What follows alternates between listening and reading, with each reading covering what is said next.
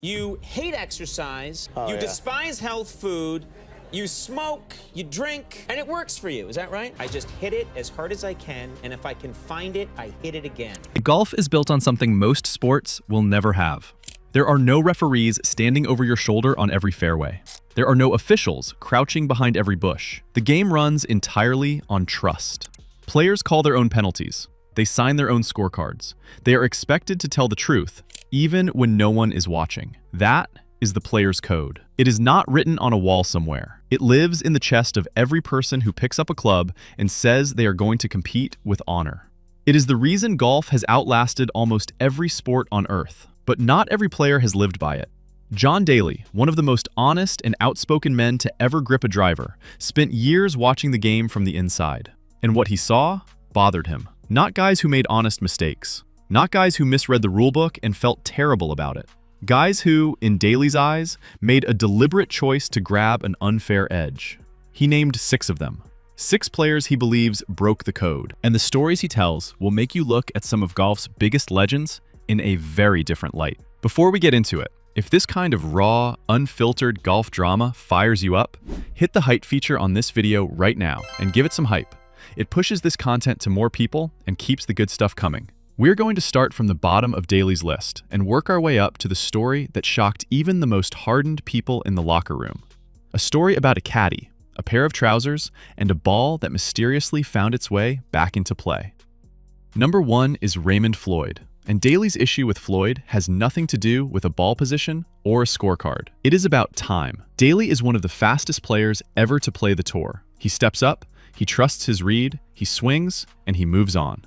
Floyd operated on an entirely different clock. Daly believes that pace was not just slow, it was a tactic. Floyd would drag out his routine, standing over the ball for what felt like forever, making his opponent stand there with momentum draining by the second. By the time the next guy stepped up, his rhythm was already broken. His nerves were cooked. Daly calls this mental cheating.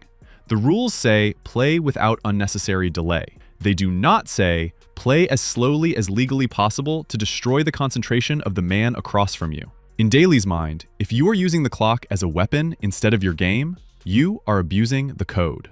Number 2 is Bernhard Langer.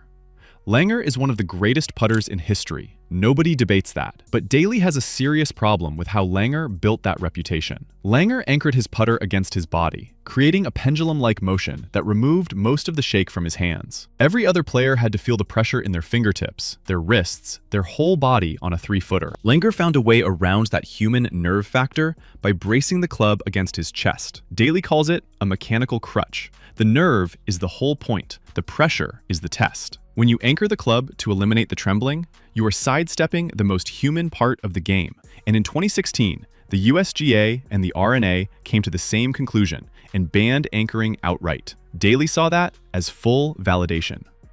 Number 3 is Phil Mickelson. This one is complicated because Mickelson did not break a written rule. Not one. In 2010, he showed up with pre-1990 Ping I2 wedges that still had square grooves. Those wedges were protected under a 1990 legal settlement, even though newer rules were pushing players toward groove shapes that produced less spin. Phil was completely within the law. His lawyers confirmed it. But Daly's point cuts straight through the legal argument. Number 4 is Mark McCumber. The controversy involves something as small and quiet as a tap of the club. McCumber was accused of tapping down his putting line before he stroked the ball. That sounds harmless until you understand the rules at the time. You could not touch your line in a way that improved your roll. Smoothing spike marks was a clear violation. McCumber said he was only repairing ball marks, which was permitted. Critics said he was doing something more calculated, quietly fixing anything on his line that could deflect his ball.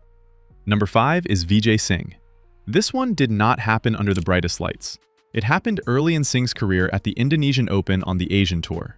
The accusation is that Singh altered a scorecard to lower his total and make the cut. He was disqualified and suspended, and the story followed him for the rest of his career.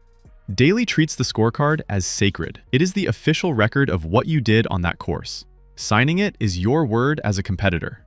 The pencil, in Daly's view, is the most dangerous club in the bag because it can shave a stroke without hitting a single shot. Singh went on to build one of the greatest careers in professional golf, but the shadow of that early incident never fully left him. And now, number 6. The name at the top of Daly's list, Gary Player. This is the story that has lived in locker rooms for decades. Whispered between caddies, repeated at tour dinners, never quite dying. The accusation centers on a ball that went missing and was then somehow found.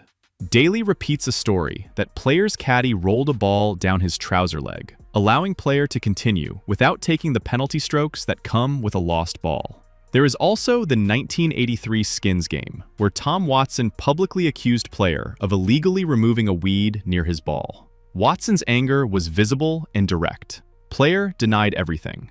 But the story never died because too many people in the game kept telling it.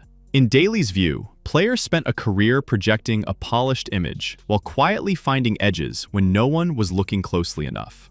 All 6 names connect through one idea Daly calls radical transparency. He is not just listing rule violations, he is mapping different kinds of dishonesty. Floyd used the clock.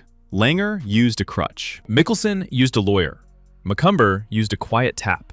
Singh used a pencil. Player used a trouser leg. Golf survives because players choose to protect it. The code is only as strong as the people who honor it. And the game only works when enough players decide that winning the honest way is the only kind of winning that counts. If you made it this far, drop a like, subscribe, and tell us in the comments which of these 6 surprised you the most.